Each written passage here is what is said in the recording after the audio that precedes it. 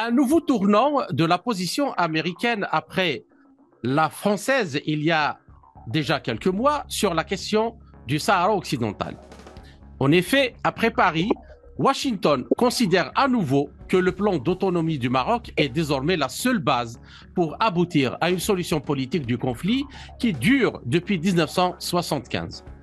Les États-Unis reconnaissent la souveraineté du Maroc sur le Sahara occidental et soutiennent la proposition d'autonomie qu'ils jugent sérieuse, crédible, réaliste du Maroc, considérée comme la seule base pour une solution juste et durable aux différends. Les États-Unis continuent de croire qu'une véritable autonomie sous souveraineté marocaine est la seule solution envisageable, donc a déclaré le département d'État le 8 avril dernier. Le ministre des Affaires étrangères de la République arabe sahraouie démocratique, Razd Mohamed Yeslem Beissat, a condamné fermement la position des États-Unis, à l'instar de celle de la France, soutenant le plan d'autonomie marocain pour la résolution du conflit au Sahara occidental. Un peu d'histoire. Le territoire du Sahara occidental qui se situe dans le nord-ouest de l'Afrique a été placé sous domination espagnole à partir de la fin du 19e siècle et a été inscrit en 1963 par l'ONU sur la liste des territoires non autonomes sur le fondement de l'article 73 de la Charte des Nations Unies.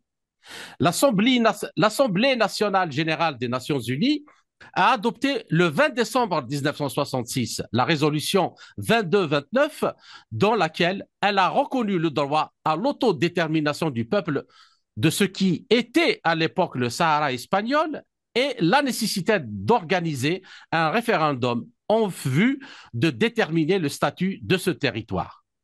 Sur demande de l'Assemblée générale, la Cour internationale de justice a rendu un avis consultatif le 16 octobre 1975, dans lequel elle a conclu que le Sahara occidental n'était pas une terre sans État au moment de la colonisation par l'Espagne et a considéré qu'il n'existait aucun lien de souveraineté territoriale entre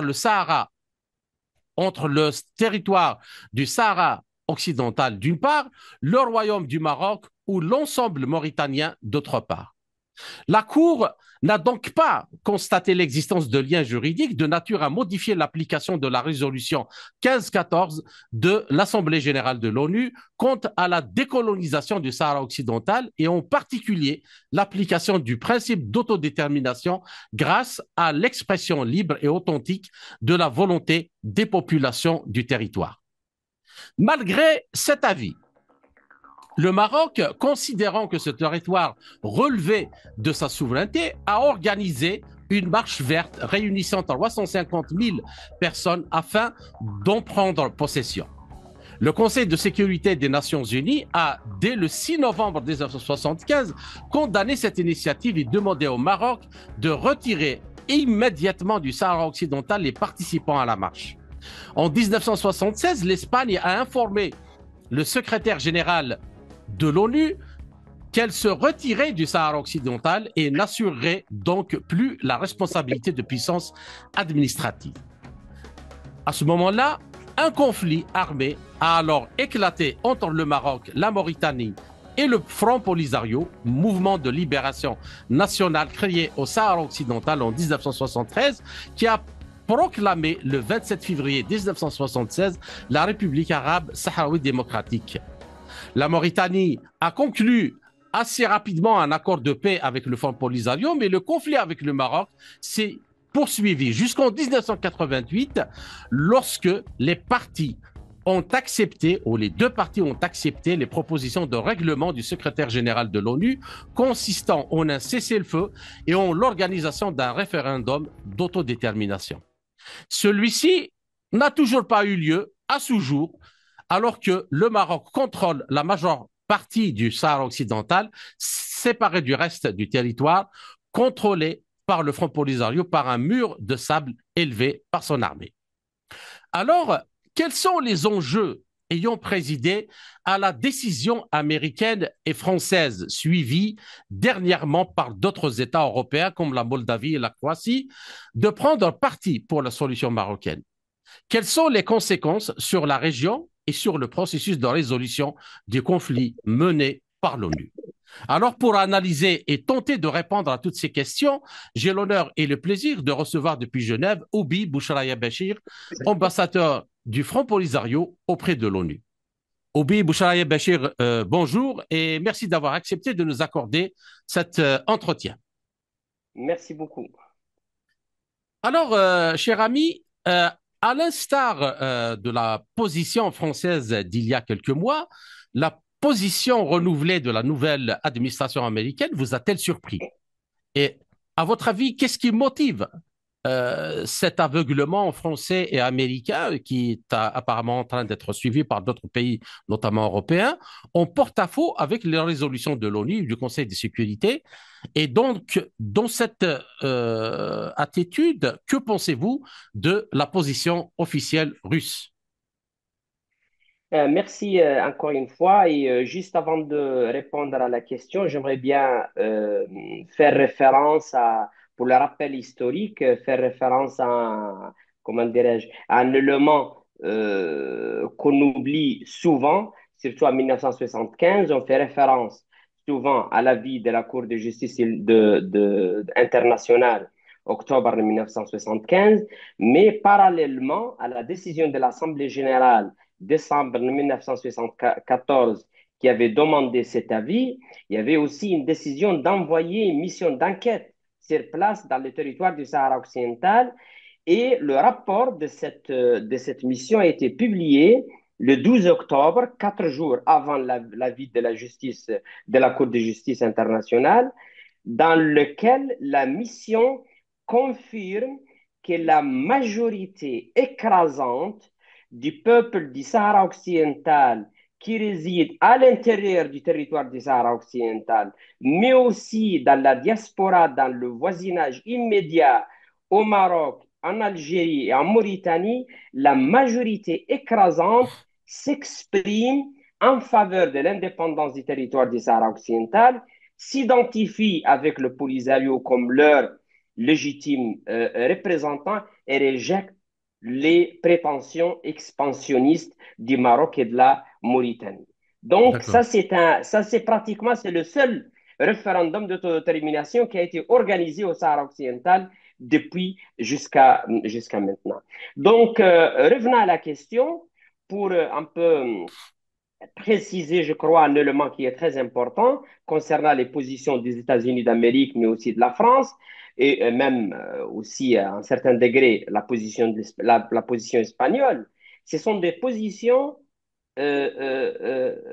unilatérales euh, et que ne relèvent pas du multilatéralisme et du droit international qui est toujours le cadre de la question du Sahara occidental. Le forum du multilatéralisme international tel que l'ONU continue toujours à appuyer la solution politique mutuellement acceptable qui prévoit l'autodétermination du peuple du Sahara occidental et qui ne reconnaissent pas la souveraineté du Maroc sur le territoire. La même Mhm. chose pour le pays non alignés, la même chose pour même l'Union européenne, la dernière décision, la dernière déclaration On y du reviendra. responsable. Mhm. Oui, donc et même pour l'Union africaine, là où la race, la République sahraoui et le Maroc siègent exactement sur le même pied d'égalité en tant que membre, un qui est membre fondateur et l'autre qui a décidé de rejoindre l'Union africaine en, 1960 en 2017. Donc, ce sont des positions purement unilatérales et pas du tout des positions multilatérales qui est le cadre naturel du conflit du Sahara occidental. Revenons là. Juste une seconde, je vous laisse continuer. Je rappelle que la question du Sahara occidental, elle est inscrite comme une question de décolonisation à la quatrième chambre de l'ONU, chargée justement de ces questions-là.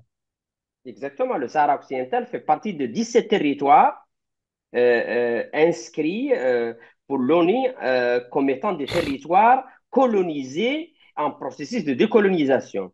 Donc, revenons à la question des États-Unis d'Amérique, la position et la France, il faut souligner aussi qu'il n'y a pas eu un changement dans le fond puisque dans le fond, les États-Unis et la France, entre autres bien sûr, soutenaient le Maroc depuis le déclenchement du conflit jusqu'à maintenant. La France, par exemple, et ça c'est la déclaration d'un ambassadeur français à Rabat récemment, il a déclaré que la France avait contribué au bombardement des colonnes de l'armée sahraoui à un certain moment du conflit.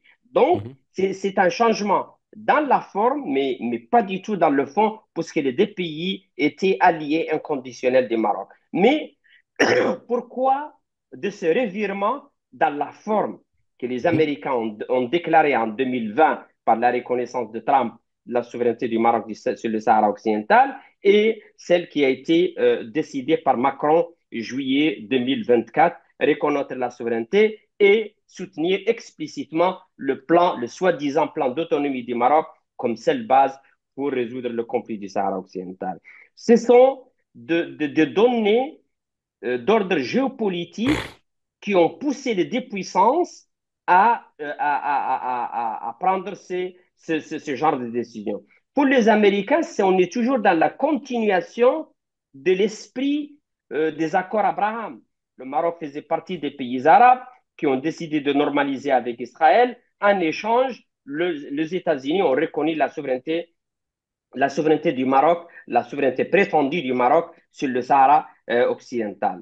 Ça, c'est le deuxième mandat de Trump. On est pratiquement dans la même continuation. Et même le lobby pro-marocain qui opère nuit et jour à Washington, ils veulent fructifier le deuxième mandat de l'administration Trump, capitaliser sur le fait que le Maroc s'est fait distinguer comme le pays arabe numéro un à s'allier à la position israélienne, surtout dans la crise de Gaza, et essayer de capitaliser sur ça pour un peu sceller au couloir, pouvoir régler le conflit au profit de Rabat, au détriment des Sahraouis. Concernant la France, il faut comprendre que la position française s'inscrit dans un cadre géopolitique au Sahel, en Afrique de l'Ouest. La France a perdu sa zone sécuritaire, mais aussi économique, zone d'influence. Et Rabat, Paris a décidé de faire le pari complet sur le Maroc comme étant le seul pratiquement territoire là où ils peuvent mettre les pieds pour pouvoir rebondir après. En plus, bien sûr, du facteur de la transition au Maroc. On est dans une phase qui est très délicate et la France, qui est toujours inscrite dans l'esprit du protectorat et ses sentiments particuliers vers le Maroc, ils veulent assurer cette transition entre le roi Mohamed VI et le nouveau roi, un peu tout en étant très près de cette transition. Mais je crois que ça, c'est un changement dans la forme. Les deux pays soutenaient le Maroc. Ils ont exprimé le même soutien depuis avril 2007, quand le Maroc a présenté pour la première fois son plan d'autonomie. Mais votre question, c'est quoi serait l'impact de ces prises de décisions sur le Conseil de sécurité? Personnellement, je ne vois pas comment, au sein du Conseil de sécurité, on peut passer outre du mandat de l'ONU, du mandat de la MINURSO, qui est appliquer le droit international et qui est appliquer la charte des Nations Unies qui D'accord. prévoit qu'un territoire non autonome en voie de décolonisation, le passage obligatoire serait d'entendre la voix de ce peuple. Alors que l'autonomie, c'est une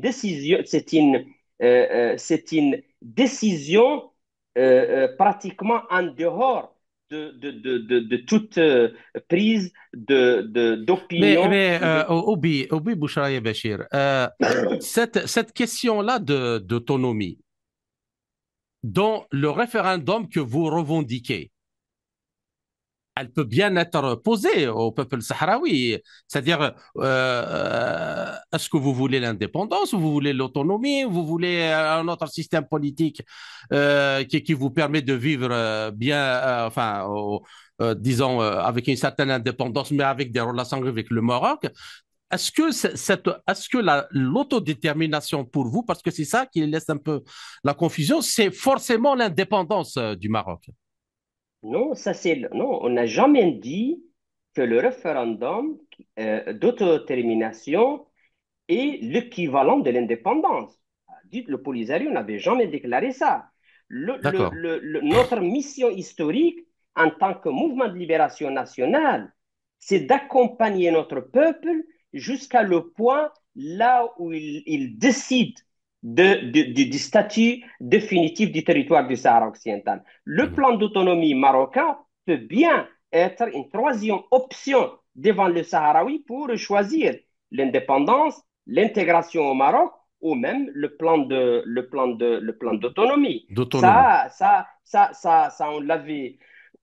On l'avait déclaré à plusieurs reprises et je crois que c'est un peu pour résumer, hein, cette histoire du plan d'autonomie du Maroc, c'est seulement une manœuvre pour gagner du Ah, temps. Donc, Le Maroc, donc, dans le référendum, il y avait, vous avez déjà, il y avait déjà deux questions. Est-ce que vous voulez l'indépendance ou carrément l'intégration, pas l'autonomie, l'intégration au Maroc? Et ce n'est exactement, qu'après que cette question-là d'autonomie est venue. exactement. Ça, c'était depuis le début, les deux questions étaient bien déterminées, bien définies par l'ONU si les Sahraouis veulent l'indépendance ou s'ils veulent l'intégration au Maroc. Maintenant, si le Maroc veut, par exemple, présenter une nouvelle option qui serait posée aussi aux Sahraouis dans ce référendum, on n'a pas de problème dans ce sens. Mais le problème, c'est le manque de volonté politique de la part du Maroc. Et Mhm. si le Maroc, euh, ça c'est un, ça c'est le problème depuis toujours jusqu'à maintenant. Et je crois que la grande mission de l'ONU maintenant, au lieu d'aller contourner le processus référendum, le processus d'autodétermination, il faut inviter les deux parties au conflit du Sahara occidental à s'asseoir de nouveau sur une base très bien définie qui est la consultation référendaire au Sahara occidental. Mais après, ça c'est le principe. Il faut bien être clair de se mettre d'accord sur ce principe. Après, les modalités seront l'objet des négociations entre les deux parties. Mais on ne peut pas aller dans un processus de négociation, dans un cadre qui est flou, n'est pas déterminé. On risque, bien sûr, c'est une opération qui est vouée à l'échec. Donc, pour cela Est-ce que qu'on... c'est ça qui est défendu actuellement par De Mistura, Staffan De Mistura? De toute façon, je vais vous poser la question tout de suite là, dans sa démarche. Mais avant de passer à là, je voudrais que vous nous disiez quelle est votre compréhension de la position russe par rapport à ce conflit. Moi, je crois que jusqu'à aujourd'hui, la Russie essaye de jouer un rôle de contrepoids au sein du Conseil de sécurité. Il y a une tendance qui est lidérée par les États-Unis d'Amérique, appuyée par la France notamment, qui est favorable à la position marocaine concernant l'autonomie, qui est une violation flagrante et frontale au droit international. Et il y a la Russie en tant qu'un autre membre permanent du Conseil de sécurité de l'ONU qui veut qu'il y ait un respect de la base de cette de la base du processus onusien qui est la consultation, le droit à l'autodétermination du peuple du Sahara occidental. La Mhm. Russie adopte toujours cette position qui est une position cohérente et je crois que la MINURSO a réussi à survivre depuis 1991 jusqu'à maintenant, et même, l'initiative de l'ONU, la participation de l'ONU, grâce à ce rôle joué par la Russie en tant que contrepoids qui a toujours empêché les autres membres permanents du Conseil de sécurité à détourner le processus et l'amener vers D'accord, de... Ouais. d'accord. D'accord. Alors, pour justement essayer de comprendre qu'est-ce qui bloque dans ce processus-là, alors le 15 septembre 2021, le Maroc qui a refusé de donner donc son accord à plus d'une dizaine de noms proposés par le secrétaire général de l'ONU au poste d'envoyé spécial du secrétaire général des Nations Unies pour le Sahara occidental, donc a finalement accepté la nomination de l'Italo-suédois Staffan de Mistura, ancien envoyé spécial pour la Syrie. Et puis, fin août de la même année, le secrétaire général de l'ONU avait également nommé le Russe Alexandre Ivanko en tant que chef de la mission des Nations Unies pour l'organisation d'un référendum au Sahara occidental qu'on appelle la MINURSO. Alors, bien que normalement Staffan de Mistura a des prérogatives qui lui donnent les possibilités de faire avancer la mise en application des solutions au conflit et d'accompagner les négociations entre les deux parties, ainsi que de fédérer l'appui international nécessaire à l'application des avancées à réaliser, la situation peine encore à ce jour à bouger. Alors, où est le problème? Pourquoi il n'arrive pas à avancer du moment qu'il est accepté par les deux parties et qu'ils lui reconnaissent une intégrité politique, une intégrité aussi diplomatique, une connaissance parfaite du dossier. Est-ce que le problème est dans le mandat et la feuille de route que lui trace le Conseil de sécurité? L'inaction vient-elle de cette institution, du Conseil de sécurité lui-même, à cause de blocage des jeux géopolitiques, et qui préfère visiblement continuer à jouer, à gérer le problème, à le gérer selon les conjonctures, selon le temps, plutôt que le résoudre définitivement. Oui, tout à fait, exactement. Vous l'avez bien dit. Le problème réside depuis toujours hein, dans ce manque de volonté politique de la part du Conseil de sécurité pour, euh, pour appliquer le mandat de la MINURSO et respecter la charte des Nations Unies. Euh, euh, euh, de Mistura, et le sixième, pratiquement, je crois, envoyé personnel du secrétaire général. On avait, au cours des dernières années, de heavyweight désignés comme envoyé personnel du secrétaire général de l'ONU, tel que James Baker, Christopher Ross, et le dernier était Horst Kohler, l'ancien président de Allemagne. l'Allemagne. Ouais. Et tous ont fini par renoncer et démissionner.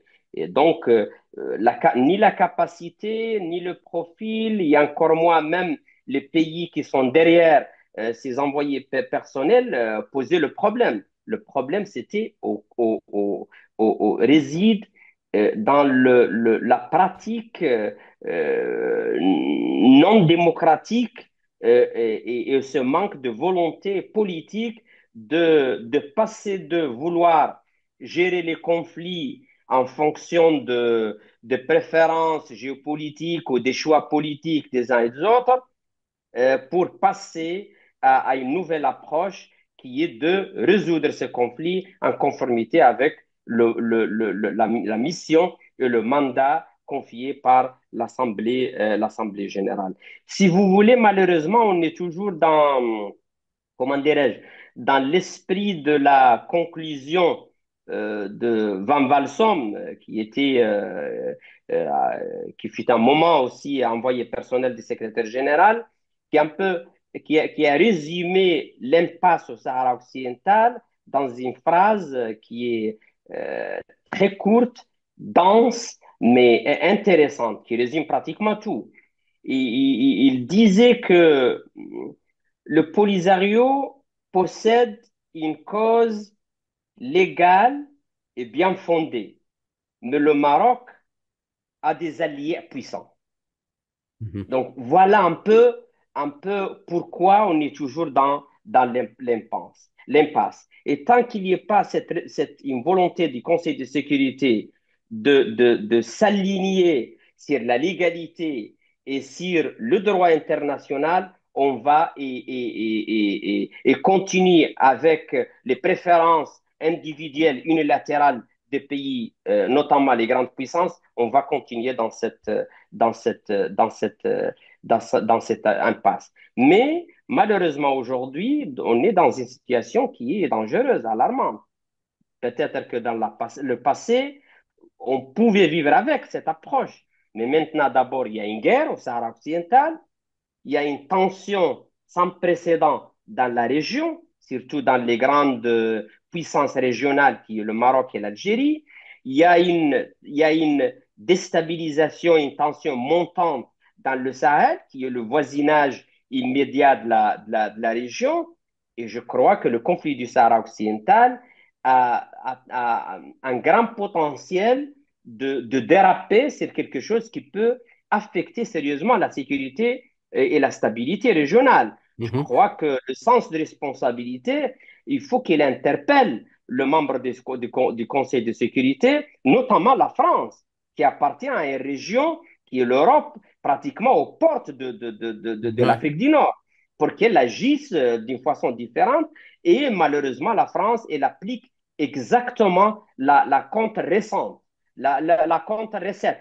C'est-à-dire que au lieu d'agir dans ce sens, avec un sens de responsabilité, de neutralité, de vouloir être proche de tout le monde, elle a misé exclusivement sur un pays déterminé dans l'Afrique du Nord, en l'occurrence le Maroc, qui est la partie pratiquement à l'origine de tous les problèmes qui existent dans l'Afrique du Nord. De Mistura, malheureusement, commence un peu à perdre de l'espoir. Il a menacé par euh, peut-être même lui démissionner. Il a fait une référence explicite octobre dernier lors de la décision du Conseil de sécurité sur l'extension du mandat de la MINURSO. Euh, si cela s'est produit de nouveau, je crois que c'est le Conseil de sécurité qui est tenu responsable de cet échec, Mhm. il n'a pas accompagné le Demestora avec ses compétences, avec son engagement, avec sa volonté de relancer le processus politique. Il ne l'a pas accompagné avec la nouvelle vision ou approche requise qui est de vouloir résoudre le conflit et appliquer la charte des Nations Unies. Et donc, juste en une minute, Obi Bouchra Bachir, vous avez dit donc depuis en fait depuis novembre 2020 justement les combats ont repris entre le Front Polisario et l'armée marocaine. Est-ce qu'il y a toujours des combats? Est-ce qu'ils sont parce qu'on n'entend pas souvent parler de ce genre de choses et où on est la situation actuellement? Comme vous savez, la reprise des armes était une réponse en exerçant notre droit de légitime défense à la violation commise par le Maroc, surtout à l'accord numéro un du cessez-le-feu, Mhm, quand ils ont décidé de sortir du mur goudronné en tranchant de la route entre le mur marocain et la frontière mauritanienne. Je mhm. crois que le Front C'est le Polisario et les passage Sahraouis frontalier de Guergueret, c'est de ça? Guerguerat, exactement. Et donc, le Polisario, en légitime défense, avait décidé d'agir en conséquence le 13 novembre 2020, d'abord pour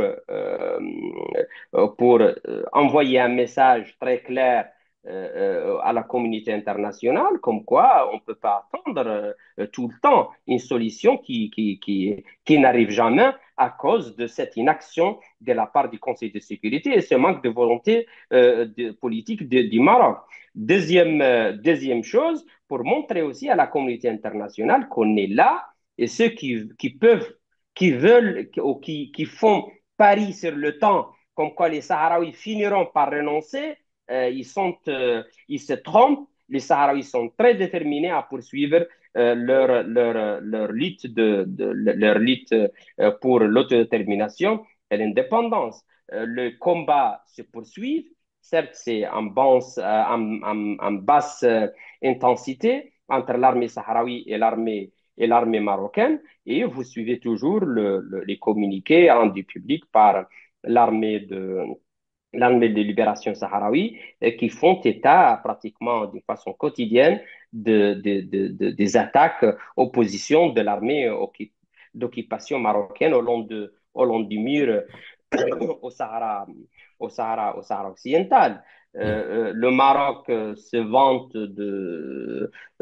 avec les nouvelles technologies et, euh, et, euh, et, euh, et, euh, et sa capacité, la modernisation de son armée. Mais je crois que l'histoire nous a appris que le mouvement de libération nationaux, on finit par vaincre pas par les équipements ni la force matérielle, sinon par la solidité de leur cas légal, mais aussi la détermination de leur peuple. Et je crois que le Front Polisario, le peuple sahraoui, fait preuve vraiment d'une volonté extraordinaire pour poursuivre le combat. Et le Front Polisario, c'est le mouvement de libération qui représente ce peuple et qui mène sa lutte dans la légalité, mais aussi dans la détermination.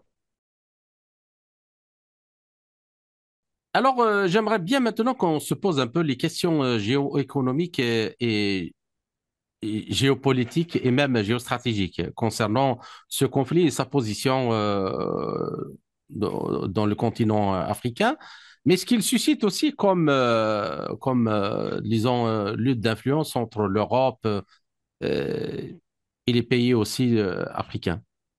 Alors, l'Union européenne est confrontée depuis plusieurs années à la délicate question de la lecéité internationale de la conclusion et de l'application d'accords économiques avec le Maroc permettant l'exploitation des ressources naturelles du Sahara occidental. Alors, en effet, donc, en octobre 2024, la Cour de justice de l'Union européenne a rendu deux décisions importantes, voire majeures. La première, elle annule les accords de pêche entre l'Union européenne et le Maroc, que contestait le Front Polisario déjà. La seconde oblige les pays membres de l'Union européenne à étiqueter clairement les fruits et légumes venant du territoire du Sahara occidental comme tels et non pas comme des produits marocains. Alors, c'est un peu comme, disons, la charte de l'Union européenne, pas de l'Union européenne, de l'Union africaine, l'acte fondateur de l'Union africaine où on trouve le nom de la République démocratique arabe sahraoui, dont le président Brahim Ghali est signataire, et que de facto le Maroc en réalité reconnaît en rejoignant c'est un peu en rejoignant l'Union africaine, l'UA, c'est un peu, c'est dans ce même état d'esprit que ces deux décisions, il me semble, je voudrais avoir votre avis, il me semble, a été donné. Alors, si les accords internationaux donc sont déclarés invalides relativement aux droits de l'Union européenne, cela ne devrait-il pas se répercuter sur les actes dérivés justement assurant leur application, qui sont généralement faits par la Commission européenne, sur le droit des États membres ainsi que sur les droits et obligations de leurs entreprises? Et puis, la deuxième question qui nous taraude, d'ailleurs, s'il y a n'importe quel intervenant marocain qui voudrait donc réagir à cette émission, il n'y a aucun problème. On pourrait l'inviter et le recevoir pour qu'on entende leur version des faits. Est-ce que cela donc n'est-il pas suffisant pour invalider les revendications marocaines sur le Sahara occidental? C'est carrément ça que la Cour de justice euh, rend comme décision. Qu'en Oui, je pensez-vous? crois que, oui, oui, tout à fait. Je crois que bah, les revendications du Maroc concernant le Sahara occidental sont rejetées depuis toujours par toutes les institutions juridiques internationales, telles la Cour de justice internationale, mais aussi les prises de position des différentes organisations. La décision la dernière décision de la Cour de justice de l'Union européenne, le 4 octobre 2024, c'est une décision qui vient un peu pour couronner tout un processus initié depuis 2016, là où le Polisario avait décidé de faire le pari sur la justice européenne exactement pour, euh, pour, euh, pour annuler les accords de partenariat entre le Maroc et l'Union européenne qui inclut le territoire du Sahara occidental. Parce que ça, c'est euh, pas seulement une reconnaissance implicite d'un fait qui est illégal, qui est l'occupation, qui est la souveraineté du Maroc sur le Sahara occidental, mais c'est une opération qui, depuis beaucoup d'années, a contribué à financer l'occupation du territoire du Sahara occidental par le Maroc. Le Maroc a réussi de faire beaucoup d'argent pour financer sa politique d'occupation économique, sa politique d'occupation militaire, mais surtout son occupation démographique du territoire du Sahara occidental grâce au financement reçu par les institutions européennes. La dernière décision, pratiquement, se résume en trois éléments. Le premier élément qui est un fait incontournable selon la Cour de justice de l'Union européenne, qui est que le Sahara occidental et le Maroc sont des territoires distincts et séparés. Donc Mhm. le Maroc n'a aucune souveraineté sur le territoire du Sahara occidental. Et ça, c'est une réponse explicite par les juges au pouvoir politique qui veulent décider autrement. Le deuxième élément, euh, c'est c'est- c'est, euh, c'est une, comment dirais-je, c'est une précondition à toute opération économique qui inclut les ressources naturelles du Sahara occidental. Cette précondition est le consentement du peuple du Sahara occidental indépendamment d'un profit présumé des populations sur le territoire. Et ce consentement doit être clair, libre et originel. Ça, c'est le deuxième, ça, c'est la précondition. Et le troisième élément, je crois, qui est aussi très important, qui est une garantie stratégique pour le peuple sahraoui vis-à-vis de la justice européenne. Quand la Cour a déclaré que le Front Polisario, étant le représentant du peuple du Sahara occidental, il a la personnalité morale qui lui garantit l'accès aux juges Mhm. européens. Donc, dorénavant, la Commission et le Conseil savent de première main s'ils essayent de nouveau de contourner les décisions de la Cour de justice, ils se rencontreront, ils se verront en face avec le peuple du Sahara occidental de nouveau. Ces décisions, ils ont bien sûr un impact juridique sur le statut du territoire du Sahara occidental et le fait que le Maroc n'a aucune souveraineté, mais je crois qu'ils ont aussi un impact politique très important sur l'autodétermination du Sahara occidental. Il faut rappeler que les éléments on a évoqués, tous, la Cour s'inspire du droit à l'autodétermination du peuple du Sahara occidental. Le droit à l'autodétermination, il a quatre pratiquement composantes, qui est l'intégrité territoriale, l'unité nationale, la souveraineté permanente sur les ressources naturelles et le choix politique à décider. Donc, le fait que la Cour s'inspire du droit à l'autodétermination, voilà la voie à régler ce conflit du Sahara occidental. La France, par exemple, la France, immédiatement après la décision concernant les produits exactement agricoles et l'étiquetage et l'obligation d'étiqueter les produits d'une façon différente avec le code réservé au Sahara occidental qui est EH, différent du code MA qui est réservé au Maroc, le Conseil d'État de la France, qui est l'organe suprême en France a tranché aussi fin janvier 2025, cette année, c'est la base des décisions de la Cour de justice de l'Union européenne, pour exactement valider les décisions de la Le Cour de Conseil justice. d'État.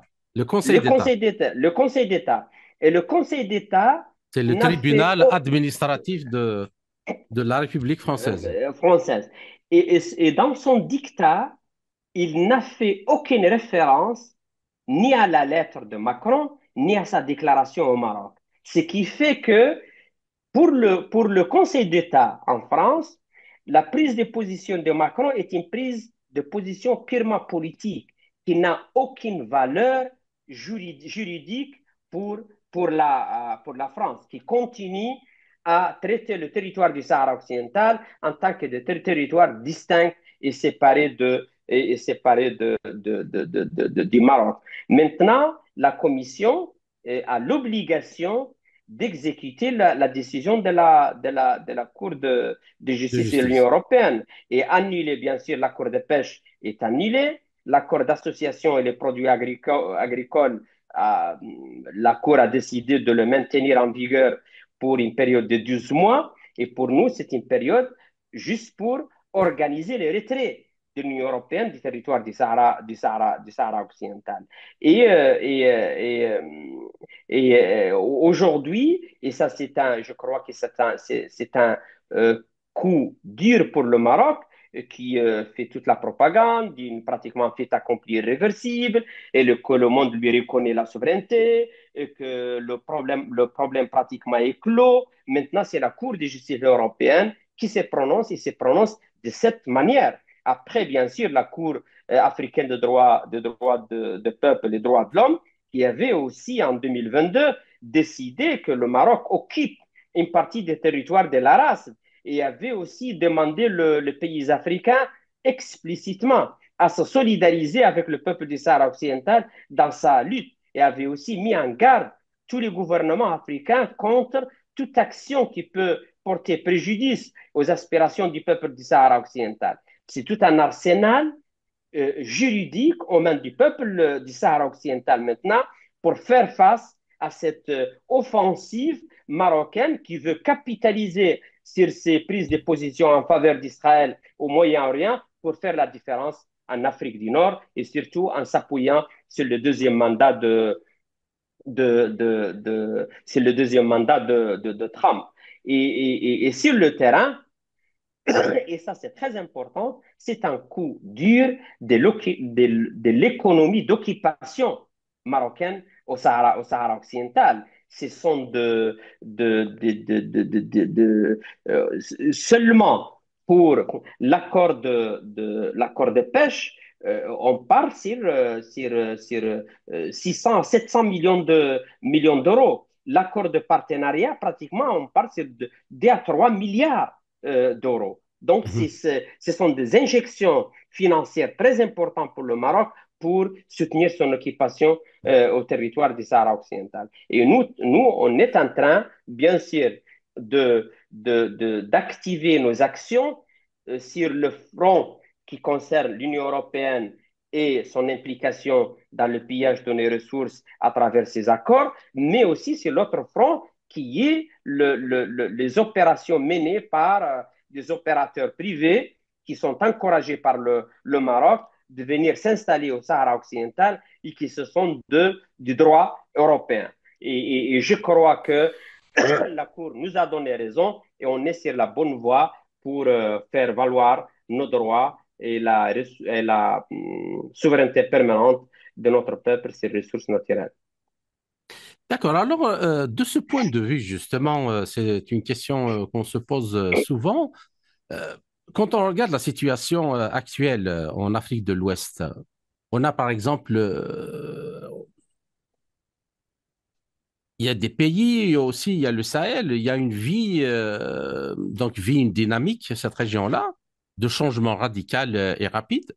Donc, on a les idées panafricanistes qui prennent de plus en plus de l'ampleur, notamment depuis l'arrivée au Sénégal de Diomaye Faye et d'Ousmane Sonko au pouvoir, qui ont des positions assez, même si actuellement, donc bien sûr, ils mènent leur politique pas à pas parce que ils connaissent bien la situation de leur pays et quelle est la meilleure voie pour mettre. Mais en tout cas, ce sont des gens qui prennent donc la souveraineté de leur pays et tout comme les pays de la Confédération des pays du Sahel, le Mali, le Niger, le Burkina Faso. Alors, cette région connaît une grande concurrence entre les grandes puissances, justement, mondiales, donc la Chine, la Russie, les États-Unis et la France, pour ne citer que cela, mais auxquels on peut rajouter aussi le Royaume-Uni, on peut rajouter l'Italie, l'Inde, la Turquie, l'Iran, euh, et l'Afrique centrale aussi, après donc la découverte de grands gisements de terres rares stratégiques qui suscitent évidemment beaucoup de convoitises, notamment avec ce qu'on voit comme politique américaine concernant ces matières qui rentrent dans la fabrication de haute technologie. Alors, ma question, comment voyez-vous l'évolution de la situation dans cette région, allant donc de l'émergence des BRICS comme un pôle, mais vraiment majeur actuellement, qui s'impose sur tous les plans, qu'ils soient politiques, économiques et militaires, et la question aussi qui s'impose aussi dans ce cas-là, pourquoi la République arabe sahraoui démocratique, donc la RASD, ne tente-t-elle pas de saisir cette occasion et nouer des partenariats pour développer au moins les territoires qui sont sous son autorité? Oui, je crois que ce qui se passe aujourd'hui au Sahel, certes, il y a une nouvelle dynamique, un peu en gestation, à la fois prometteuse, mais aussi, je crois, dangereuse. Mhm, Prometteuse dans la mesure où il y a des indications comme quoi il y a une volonté, il y a une volonté un peu de récupérer la souveraineté de ce peuple et s'imposer comme des pays souverains, libres de toute influence extérieure ou domination étrangère. Mais à la fois, il est dangereux aussi parce que il y a cette crainte comme quoi euh, bah, on veut changer un maître par un nouveau maître. Hein. C'est-à-dire de se libérer d'un dominant pour le remplacer par un autre, un nouveau dominateur.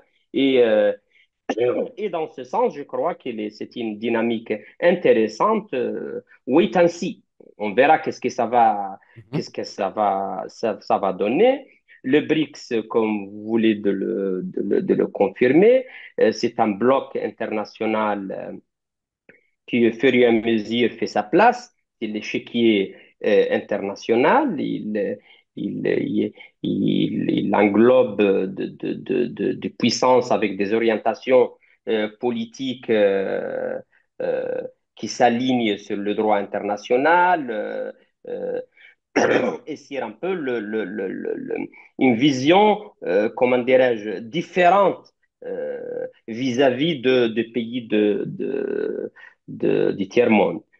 Et concernant le Sahara occidental, la race, on a intérêt, mais aussi détermination à, à entretenir de bonnes relations avec ces pays du Sahel. C'est la géographie qui s'impose, hein. Ce sont Oui, des oui. voisins, c'est notre voisinage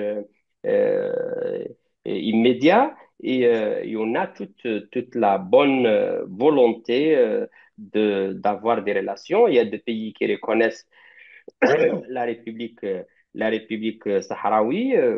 On a des relations au sein de l'Union africaine et je crois que la stabilité au Sahel, mais la prospérité du peuple du Sahel, il y a une interaction Mhm. d'influence entre ce qui se passe au Sahara occidental et dans le pays dans le pays de Sahel. Et pour cela que la race, en tant que membre de l'Union africaine, mais aussi en tant que membre responsable dans la région, on est intéressé par maintenir de bonnes relations avec avec avec ces pays. Mais un peu dans une vision globale, on est toujours dans l'esprit de wait and see. On verra qu'est-ce que ça va donner concrètement comme finalité de ce processus de transition, de gestation Mhm.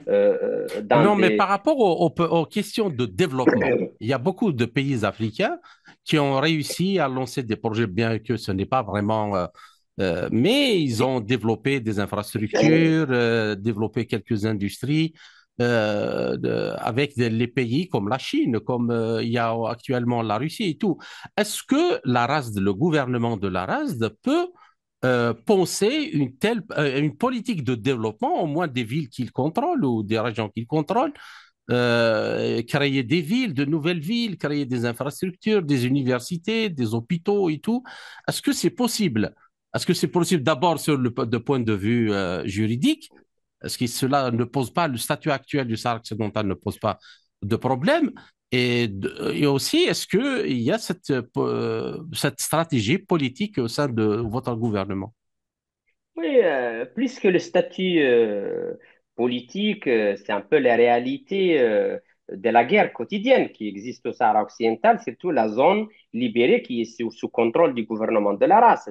On avait Mhm, initié immédiatement après le cessez-le-feu au Sahara occidental un processus très important de bâtir de fondations de vie et des structures dans les zones libérées au long depuis du nord jusqu'au sud. On a commencé à développer de petites villes avec des hôpitaux, avec des écoles, un peu des conditions de vie pour les Sahraouis dans cette région. Maintenant, on voit ces efforts un peu ralenti par la réalité de guerre quotidienne dans dans cette partie du territoire, là où les civils euh, qui, euh,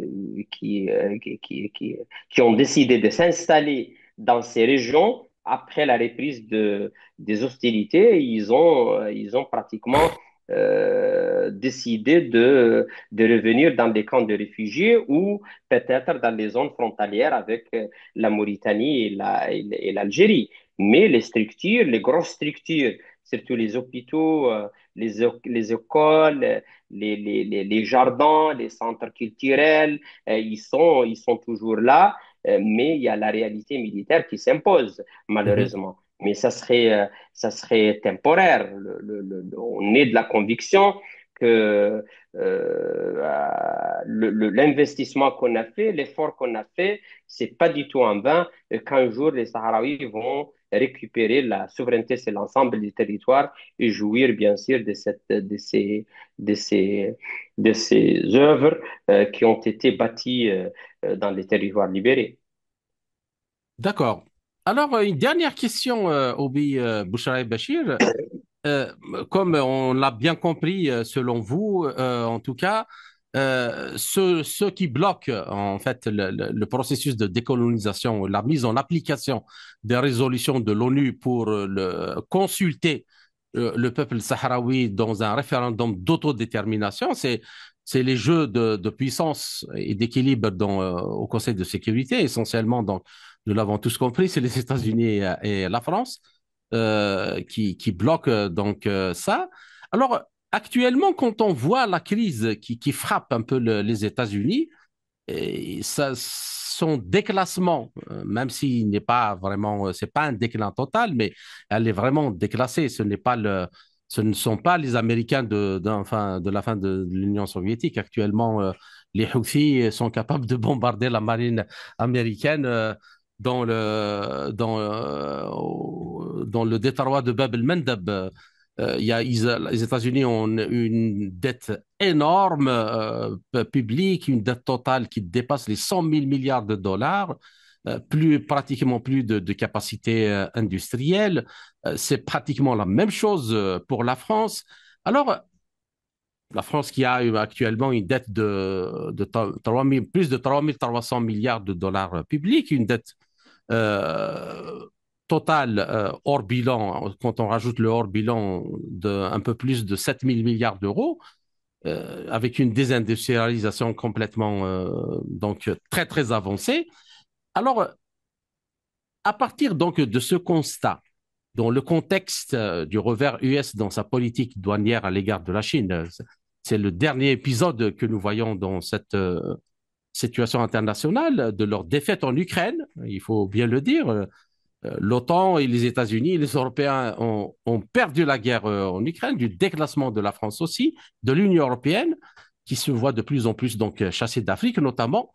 Alors, est-ce que les Occidentaux, selon vous, ont-ils encore les moyens d'imposer leur diktat aux pays africains?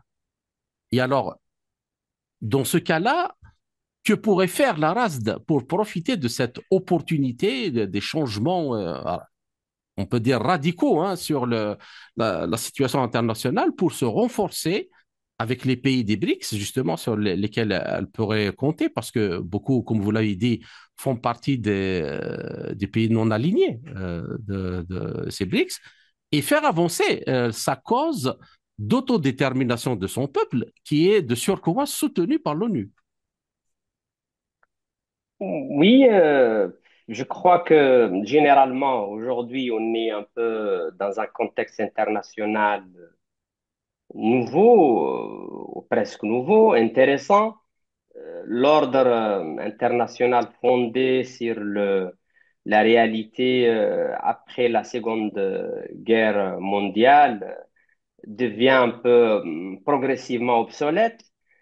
Il y a des nouveaux acteurs qui se présentent, en l'occurrence le BRICS et les Mhm, pays qui le forment, entre autres, bien sûr. Euh, je crois aussi que c'est un peu tôt pour savoir s'il serait une très bonne nouvelle pour le Sahraoui ou pas, parce que cela dépendrait de la place accordée au droit international. mhm, Car le droit international, la légalité internationale, c'est la seule assurance stratégique que nous avons vis-à-vis de les intentions un peu d'imposer la réelle politique. La réelle politique, c'est le terrain. mhm. On est optimiste, bien sûr, mais c'est par nature. On est de combattants pour la liberté, on est optimiste et on espère que, quoi qu'il arrive, la décolonisation, le droit de peuple continue à avoir la place centrale dans les relations internationales. Et pour cela qu'on compte bien sûr sur les pays, les puissances qui ont exprimé un soutien dans ce sens. D'accord. Et alors, actuellement, comment voyez-vous l'évolution de la situation par rapport au travail de la MINURSO et du travail de l'envoyé spécial pour conclure cette émission? Moi, je, Selon, comment voyez-vous la suite? moi, je crois que relancer le processus politique, c'est pas un objectif en soi. Il faut d'abord déterminer le cadre de cette relance. Il faut qu'il soit très clair. Deuxième élément, concernant ces cadres, il faut revenir à l'accord, le seul accord qui existe jusqu'aujourd'hui entre les deux parties, qui est concernant le référendum d'autodétermination, mais après les modalités, c'est autre chose. Bien sûr, on a nos différends sur le corps électoral, sur beaucoup de choses, et pour cela qu'il y aura de négociations. Mais le principe du référendum d'autodétermination doit être le cadre de ce nouveau format des négociations politiques sous l'égide de Mistura. Mais je crois qu'il y a aussi des mesures de confiance qui doivent être mises en place pour que les deux parties puissent progresser vers cette solution accordée qui est la consultation du peuple du Sahara occidental. Et je crois que la mesure de confiance la plus importante, pour le Conseil de sécurité, pour de Mistura, même pour les Américains et pour la France, c'est de, c'est de, d'assurer une protection des droits de l'homme dans la partie occupée au Sahara occidental. C'est de décider les prérogatives de supervision des droits de l'homme pour la Euh, euh, MINURSO. mais excusez-moi, juste Oubi Bouchraï Bachir, en fait, le- disons, le droit, oui, comme ça, d'une façon absolue, nous ne pouvons, tout le monde ne peut qu'être d'accord avec vous. Mais d'un point de vue objectif, le droit n'existe pas d'une manière objective, d'une façon objective, sauf quand il y a des gens qui sont prêts à le faire appliquer ou qu'il y a des institutions qui sont prêtes à le faire appliquer. Quand les gens ne sont pas prêts à appliquer le droit n'existe pas. Il n'y a pas quelque chose de fait de physique qui existe de soi. Les États-Unis actuellement, donc, qui ont soutenu une guerre en Ukraine, avec tout ce qu'on sait, ils ferment les yeux sur un génocide que tout le monde voit en direct à Gaza. C'est la même chose pour la France, la même chose pour la majorité des pays européens. Attendre que ces gouvernements respectent le droit international, est-ce que c'est pas un peu illusoire? Oui, nous, indépendamment de ce que la communauté internationale peut faire ou ne pas faire, on continue notre lutte avec une feuille de route très bien définie, très claire. C'est l'action militaire sur le terrain, c'est la résistance pacifique aux zones occupées, c'est l'action diplomatique et la promotion de notre cause à travers le monde. Et le quatrième volet, c'est bien sûr continuer avec notre projet de bâtir les fondations de l'État futur du peuple du Sahara occidental dans les camps de réfugiés, mais aussi dans les zones libérées. Nous allons continuer avec cette feuille de route de la façon la plus déterminée possible. Mais concernant la communauté internationale, maintenant, par exemple, les Américains et même les Français et le Maroc ils disent que le plan d'autonomie est la meilleure solution pour le peuple du Sahara occidental.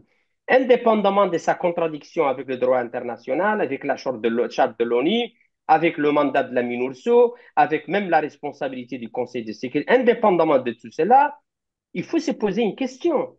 Comment on peut convaincre le Sahraoui d'aller dans cette direction si on n'est pas en mesure de leur assurer le moindre degré du respect de leurs droits de l'homme? On voit la répression quotidienne dans Mhm. les différentes villes occupées au Sahara occidental. Et on ne peut pas, ça serait, ça je l'ai dit dans un autre Le entretien, Maroc nie qu'il y ait des exactions, bah, mais ça, c'est pas le des exactions. Polisario qui le dit. C'est pas le Polisario qui le dit seulement. Mhm, Ça, mhm, c'est les rapports de Amnesty International, Human Rights Watch, Freedom, Frontline Defenders, les dernières décisions même des mécanismes spéciaux des Nations Unies mhm. qui ont pris des décisions très claires que le Maroc exerce de la torture contre les prisonniers politiques.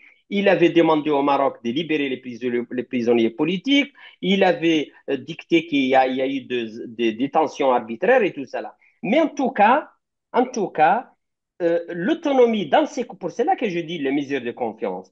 Euh, euh, euh, inviter le Saharaoui, il faut préciser que nous, dans le fond et dans le forme, on est contre le plan du Maroc présenté concernant l'autonomie, pour beaucoup de raisons que j'ai bien expliquées auparavant.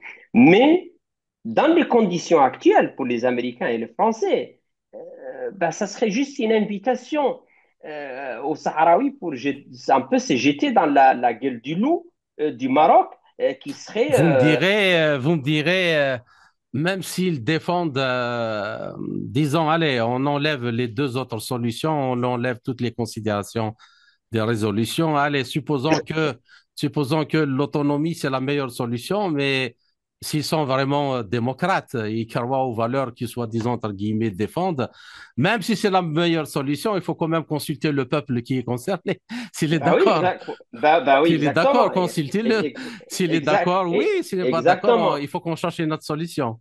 Exactement. Et avant même de le consulter dans un référendum d'autodétermination, il faut résoudre ce problème de cette crise de droits de l'homme au Sahara occidental occupé. Ben, on peut pas continuer. Moi, je crois que la tâche la plus honteuse dans toute cette histoire de l'ONU au Sahara occidental, c'est le fait que le Maroc, avec l'appui de la France, surtout de la France, avait réussi à bloquer toute tentative de donner à la MINURSO la possibilité de superviser les droits de l'homme. Les Sahraouis continuent à être torturés à quelques mètres des bâtiments de la MINURSO à la occupée à Smara et à Dakhla. Donc, Hmm. la MINURSO n'a pas comment dirais-je, appliqué son mandat principal qui est l'organisation des référendums, n'a pas donné aux Sahraouis le moindre degré de protection concernant le droit de l'homme et il n'a pas aussi empêché le Maroc de continuer à piller D'accord. les ressources naturelles du Sahara occidental. Et ça, je crois que c'est l'échec majeur, pas de la MINURSO, mais surtout du Conseil de l'ONU, du Conseil de sécurité de l'ONU. D'accord. Donc, chers auditeurs, notre émission arrive à sa fin. Oubi Bouchraya Bachir, je vous remercie pour tous ces éclairages. J'espère vous retrouver dans les quelques semaines à venir dans un autre entretien pour traiter d'un autre sujet. Merci encore une fois et à très bientôt. Merci. Merci.